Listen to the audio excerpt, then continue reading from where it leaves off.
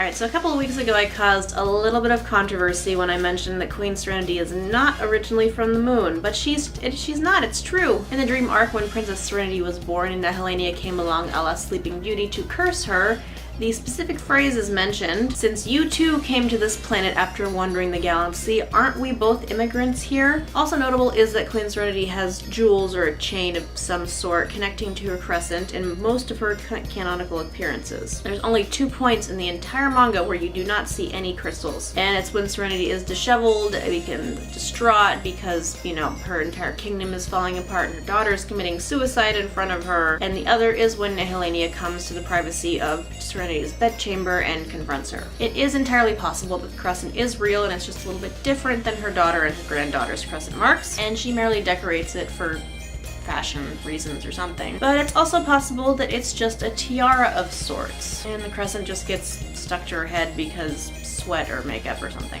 Now, how could the crescent be real but at the same time be different from her daughter and granddaughters? Well, it goes back to Serenity being from another place in the galaxy. Once she arrived on the moon, maybe she used the power of the crystal to give herself the marking to, I don't know, legitimize her claim to rule from this point on out. And then the crystal just decided to continue passing the mark down through the lunar line to continue to legitimize the claim to utopia. As to where Serenity came from, that is a question that I cannot answer because I don't know. It's never expanded upon ever again. Perhaps she's some kind of refugee from another place and she's secreting the crystal away and she's deciding to start a utopia because she has suffered so much loss.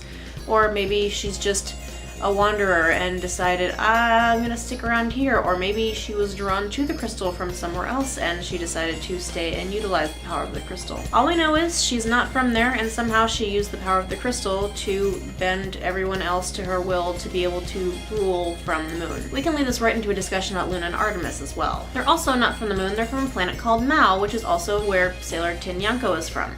Beings, creatures, people from Mao seem to be cats who turn into humans, or humans who can turn into cats.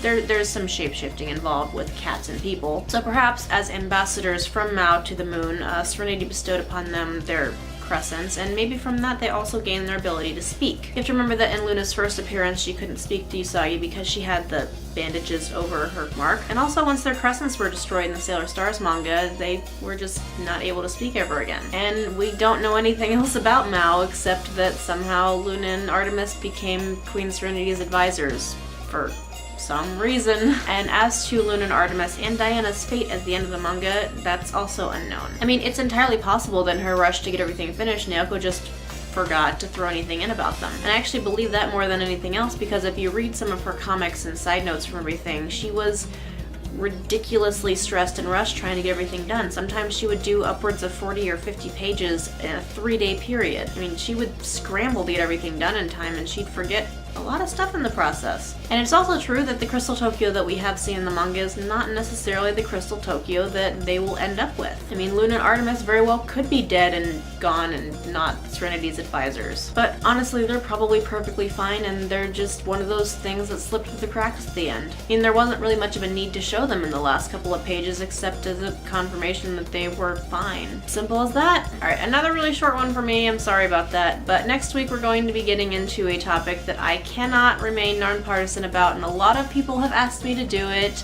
so I'm probably gonna make everybody angry with it, and I'm dreading doing it because it's Seiya Usagi versus Mamoru Usagi. I can't remain on the sidelines about this. Starting to run out of ideas for what to do, so please leave me some comments down below about what you want me to see me do in the future, and I will see you next week with the one that's going to just, thanks for watching, see you next week, bye.